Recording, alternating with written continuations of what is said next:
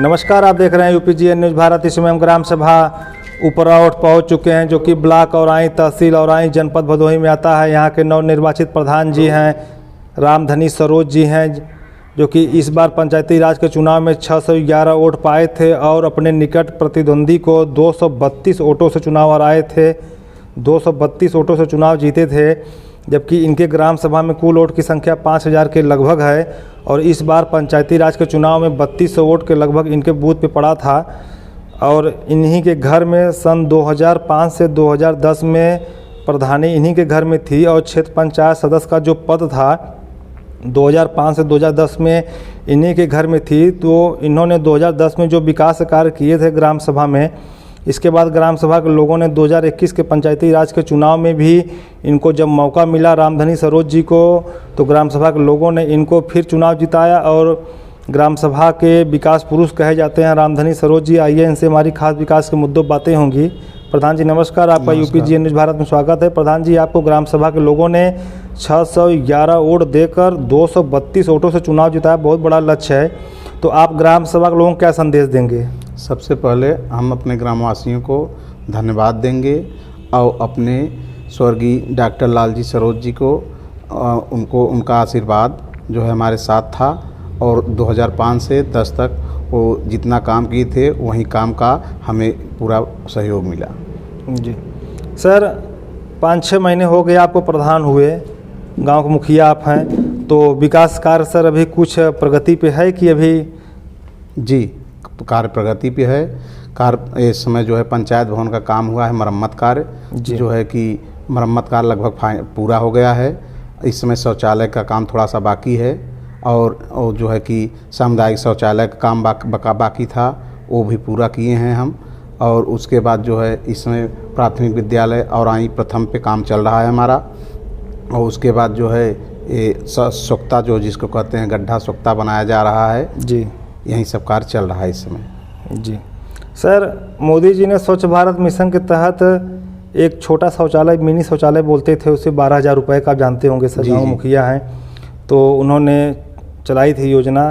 तो आप 2015 से 20 वाले में आप प्रधान नहीं थे, तो सर लगभग जो शौचालय बनवाया गया उस समय में, अभी आपके ग्राम सभा में मिनी शौचालय लगभग कितना बाकी है? सर मिनी शौचालय जो है लगभग जो है हमारे यहाँ 1100 लगभग बन चुके हैं जी। और इस समय जो है जो भी बाकी हैं हम उसके लिए प्रयास कर रहे हैं। और उसको भी इसमें 64 जो है 64 लोगों का और बाकी था, उसको भी हम ऑनलाइन करवा दिए हैं, खाते में पैसा चला गया है। 64 कार्य भी प्रगति पे है। उसके बाद जो बाकी हैं उसको भी पूरा कराया जाएगा। जी सर, आवास की स्थिति क्या है? जबकि मोदी जी ने कहा था कि 2022 तक जितने भी गरीब हैं इनके पास कच्चा मकान, मड़हा, टीन सेट है, झुग्गी झोपड़ी, सभी को आवास दिया जाएगा। तो सर आपके ग्राम सभा में आवास की क्या स्थिति है गरीबों की? सर हमारे यहाँ जो है आवास की स्थिति जो है लगभग 30-40% बचे हैं।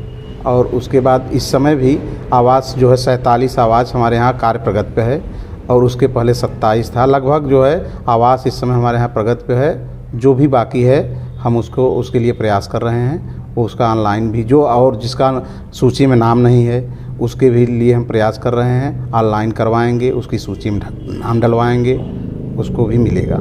जी सर, काफ़ी ग्राम सभा में राशन वितरण में खामियां देखी जा रही हैं कि अपात्र लोग सर राशन पाते हैं और पात्र जो गरीब हैं राशन नहीं मिलता है। तो सर क्या आपके भी ग्राम सभा में ऐसी स्थिति है? नहीं सर, हमारे यहाँ तो बहुत कम ये स्थिति है, क्योंकि हमारे यहाँ लगभग 20 दिन राशन बांटा जाता है। अन्य गांव में लगभग 1 दिन 2 दिन वितरण होता है, लेकिन हमारे यहाँ तो लगभग 20 दिन वितरण किया जाता है। जो भी मतलब बकाया रहता है, आज नहीं पहुँच पाता है, कल लेता है, परसों लेता है। हमारे यहाँ ये सब समस्या बहुत कम है। और कुछ लोगों का छूटा है, मतलब यूनिट में नाम नहीं है, उसके लिए हम ऑनलाइन करवाए हैं। ऑनलाइन करवा के उनका जो है राशन कार्ड में नाम जुड़वा रहे हैं। जी सर, पेंशन की क्या स्थिति है ग्राम सभा में? गरीबों की जो पेंशन 3 टाइप के आते हैं ग्राम सभा में, वृद्धा पेंशन, विधवा पेंशन, विकलांग पेंशन। वृद्ध सर उम्र में काफ़ी ज़्यादा रहते हैं, उनको ब्लॉक तहसील जाने में दिक्कतें होती हैं। जो विधवा होती हैं, औरतें होती हैं, उनको भी जाने में दिक्कतें होती हैं। तो सर क्या स्थिति है पेंशन की? सर हमारे यहाँ लगभग जो है 90% लोग वृद्धा पेंशन जो मिल रहा है लगभग सबको मिल रहा है। 10% लोग बचे हैं वो भी मिल जाएगा। हम उसके लिए ऑनलाइन करवा दिए हैं, जमा कर दिए हैं ब्लॉक पे। और उसके बाद विकलांग पेंशन जो है, विकलांग पेंशन में 2-3 लोग बाकी हैं और उनको हम जो है वो क्या कहते हैं परिवार वो क्या कहते हैं कि ऑनलाइन करवा दिए हैं, ऑनलाइन करवा दिए हैं, उनका भी मिल जाएगा।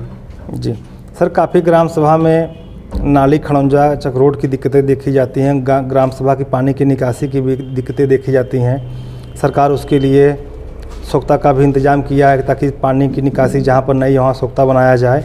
तो सर आपके ग्राम सभा में क्या स्थिति है?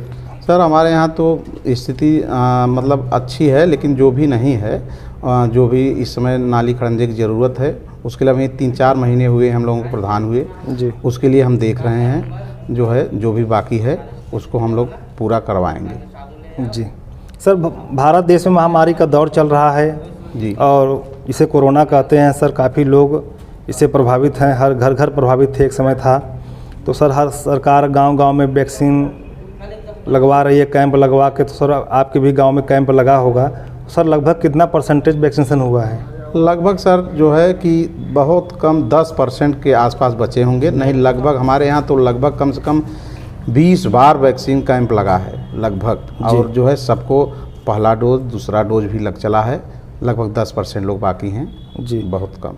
अब वो भ्रम नहीं है सर दिमाग में किसी प्रकार का? नहीं सर, पहले तो जो है पहली बार जब हम लोग लगवा रहे थे वैक्सीन जी, तो इतना प्रयास किए, मतलब गांव वाले इतना डर रहे थे जी, कि लोग कहें कि हम जो है गारंटी लीजिए प्रधान जी, आप जो है आप लिख कर दीजिए, हमें कुछ होगा तो जौन जिम्मेदार होगा। जी, जी, हमारे यहाँ डीएम साहब पहली बार जब कैंप लगा था, डीएम साहब आई थी, जी, वो भी कहने लगी प्रधान जी आप इतना वोट पाए थे, जो है बताइए इतना वोट पाए हैं, वो वैक्सीन 40 लोगों को सिर्फ लगा, कैसे लगा? जी, तो हम कहे सर मैडम ऐसी बात है, लोग ऐसे कह रहे हैं, कहें कि आप अपने स्तर से समझाइए। तो हम जिम्मेदारी लिए सर, हम जिम्मेदारी लिए, कहीं हम जिम्मेदार हैं, आप लोग जो है लगवाइए जी, हम कोई जिम्मेदार दिक्कत नहीं हैं। होगा। हाँ, कोई दिक्कत परेशानी नहीं आएगी आपको, हम जिम्मेदार हैं। जब जिम्मेदारी लिए तो लोग धीरे धीरे लगवाने लगे। जी सर, शिक्षा की क्या व्यवस्था है ग्राम सभा में?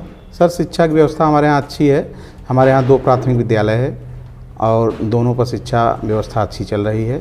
इसमें जो काम भी थोड़ा सा बाकी था, हम और प्रथम पे जो काम भी करवा रहे हैं। शिक्षा की व्यवस्था अच्छी है सर। जी सर, सामने 2022 में विधानसभा का चुनाव है उत्तर प्रदेश में। आप एक गांव के मुखिया हैं और सभी पार्टियों की यह निगाह रहती है कि प्रधान जी के माध्यम से वोट को लिया जाए। तो सर क्या आप किसी पार्टी से संबंध रखते हैं या किसी पार्टी से रुचि है या किस पार्टी की सरकार चाहते हैं आप?